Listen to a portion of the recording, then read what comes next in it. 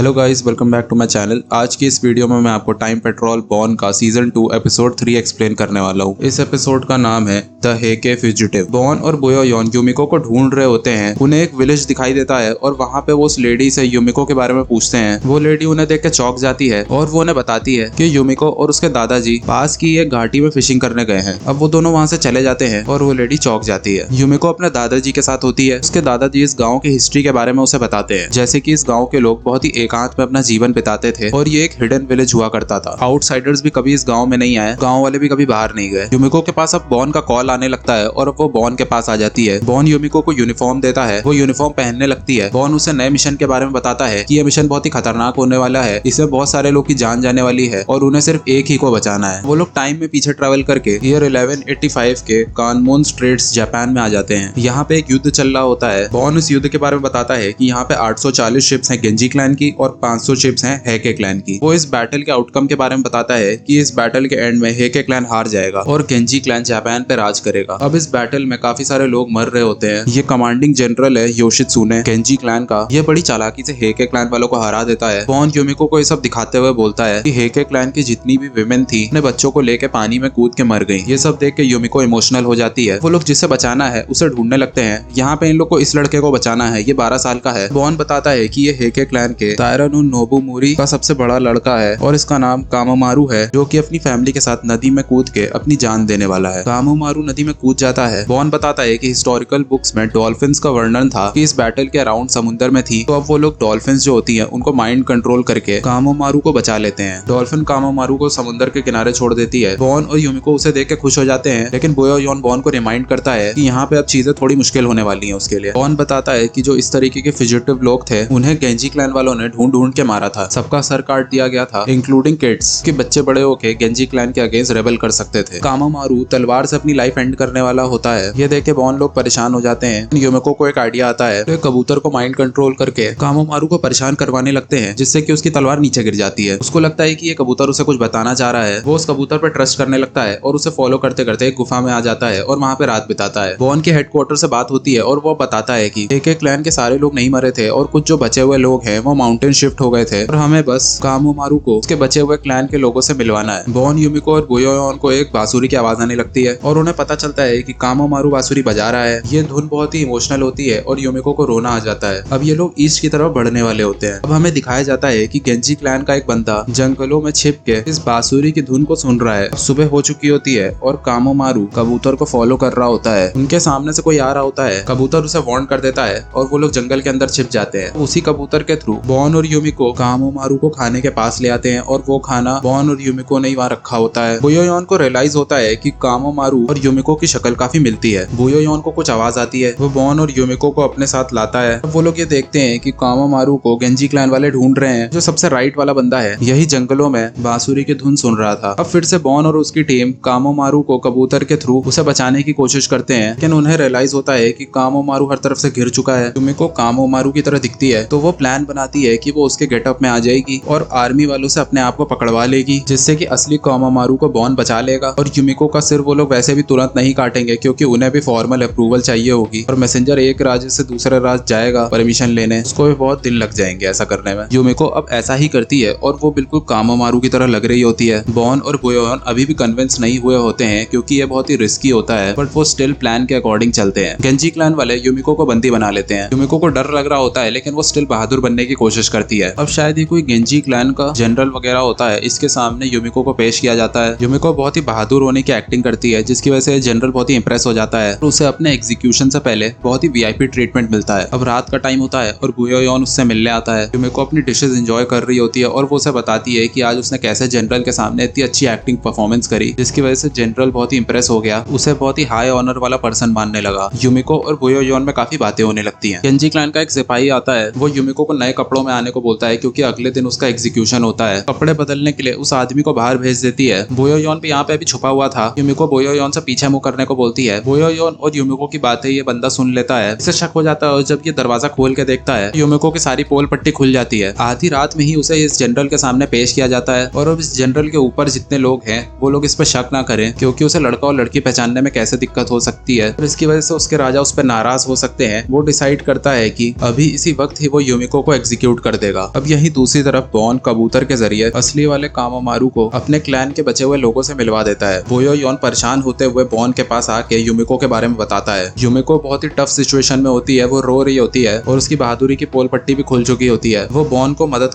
करो करके बुलाने लगती है और जैसे ही उसका सिर काटे जाने वाला होता है टाइम रुक जाता है और बॉन उसे आके बचा लेता है। इनका मिशन अब कंप्लीट हो चुका होता है और अब ये लोग वापस घर जाने लगते हैं। बॉन बताता है कि जब मैसेंजर कामाकुरा एग्जीक्यूशन की परमिशन लेने जा रहा था तो उसने उसको रास्ता भूलवा के अपने घर भिजवा दिया और इससे कोई क्वेश्चंस भी नहीं पूछेगा और इससे कोई दिक्कत भी अराइज नहीं होगी। अब ये लोग फिर से उसी गांव आ जाते हैं जहाँ पे युमिको के पापा बड़े हुए थे। यहाँ पे कोई बांसुरी बजा रहा होता है और ये बांसुरी की धुन सेम है जो कि कामोमारू बजा रहा था। युमिको आती है और वो देखती है उसके दादाजी ये बांसुरी बजा रहे हैं। वो अपने दादाजी से पूछती है इस सॉन्ग का नाम क्या है। उसके दादाजी कहते हैं मुझे ये तो नहीं पता, लेकिन ये धुन पीढ़ी दर पीढ़ी पास ऑन हुआ है, हमारे पूर्वज भी यही धुन बजाया करते थे। युमिको, बुयोयोन और बॉन इस धुन को सुन के रिलैक्स होने लगते हैं और बुयोयोन युमिको से कहता है कि वो सच में कामोमारू की तरह लगती है। और अब यहाँ पे एपिसोड खत्म हो जाता है। अगर आपको वीडियो अच्छी लगी हो तो लाइक कर देना और मेरे चैनल को सब्सक्राइब कर देना। मिलते हैं अगली वीडियो में, तब तक के लिए बाय बाय।